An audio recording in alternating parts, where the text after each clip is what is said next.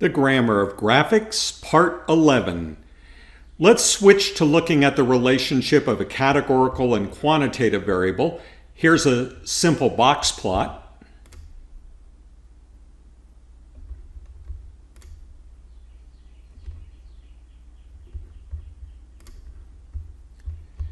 One possible replacement for a box plot is just to plot the raw data.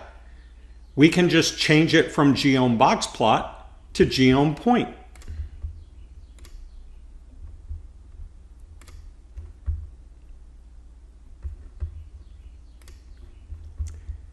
Often points can be on top of one another, so here I'm going to add some jitter.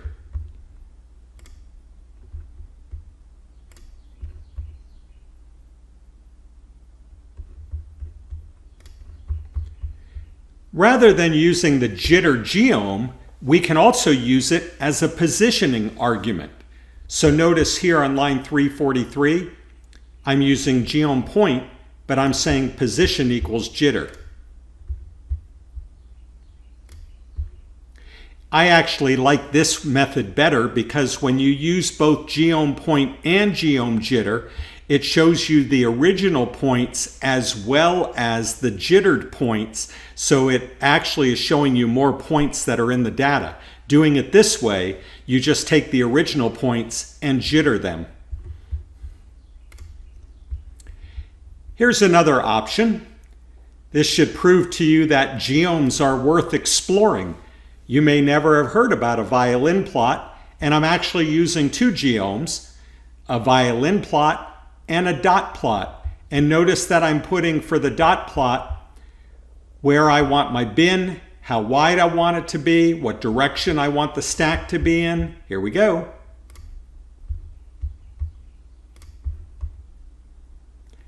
The strange looking figures you see are the violin plot, and then what you're seeing here are dot plots within the violin plots. Pretty cool for visualizing our data. Keep in mind we can add a layer to put in a statistic. Let's go ahead and put in the mean. I know now that I don't need function.y but just function. So here we go.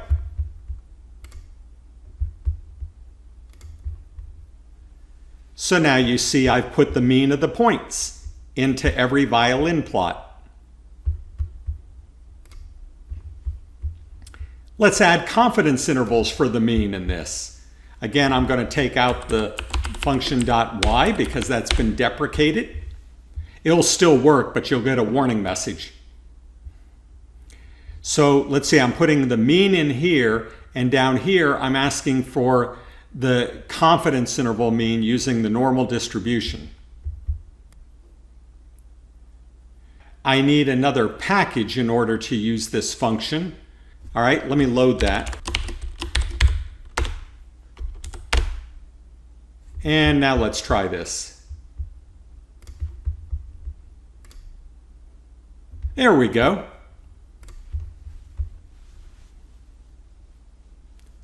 So we had to take a little quick detour, but now we got our confidence intervals. So we have the mean, confidence interval for the mean, but we can also see all the points, see where outliers occur, like up here.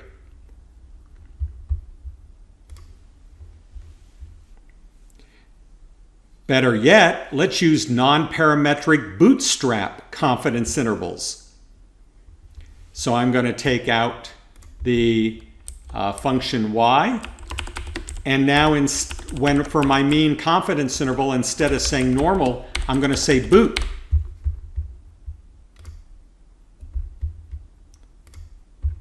Here they are. So now we did not assume normality. We used a non-parametric method in order to create these confidence intervals. Interesting, we're working with a graphics package, but it does some pretty sophisticated statistical analysis as well. Let's go back to one of our first graphs and talk about mapping aesthetics versus setting aesthetics. All right, here's the graph. You remember this one. Here we mapped the color onto the class data. Let's try something else. So now I'm going to say color equals red. All right, well, they're kind of red. There's also a legend that I don't want. Here's another one. Let's make it blue. Oh, interesting. I said color equals blue, and they're still kind of red. Now that's really not what I want. What's going on? The problem is that we're mapping color onto a new category that we create.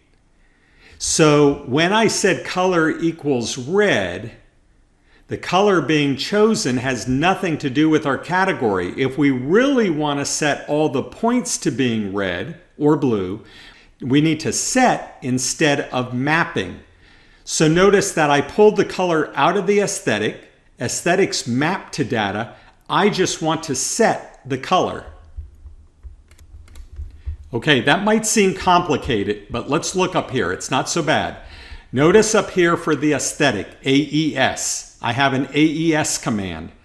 Notice that for the aesthetic, I'm indicating that X is going to be displacement, Y is going to be highway.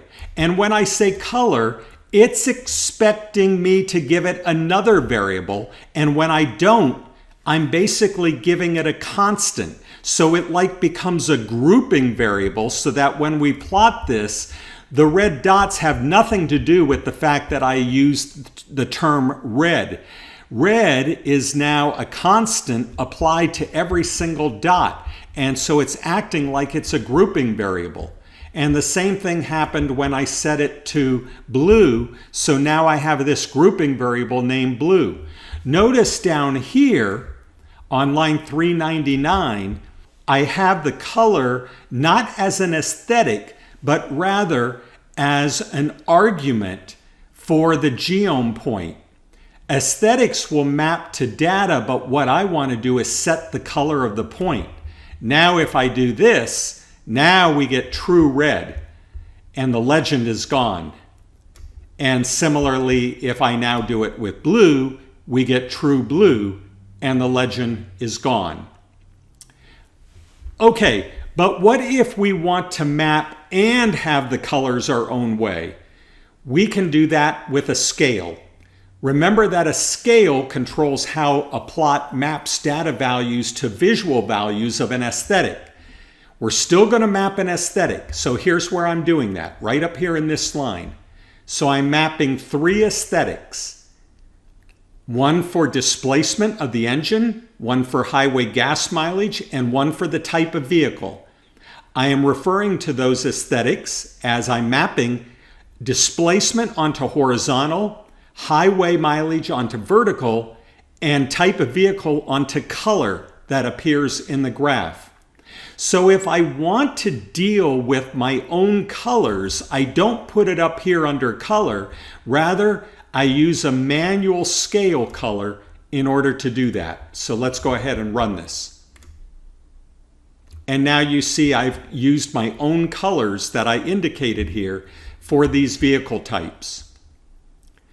We looked earlier at 2 categorical variables, but we still need to clean the graph up a bit. Here's what we did. Okay, so remember that we ended up with the kind of bar graph I like, where they're stacked, where the proportion is 100%, but we still have this count here. Well, we can easily clean that up by adding the label layer. And so now I'm indicating X is going to be called, instead of class, vehicle class, and Y instead of count is going to be called proportion. There we go. Now we have a nice stacked bar graph. We could also, if we wanted to, we could use a labeling in order to change this legend title to be something a little bit nicer than it is. But hopefully you get the idea of how this all works. What I'm going to do is I'm going to create one more video in which we look at a cheat sheet. And so I can help you try to extend what we've done today in these videos to being on your own and using a cheat sheet to try to find the right thing to do. So we'll see you in that final video when we look at a cheat sheet.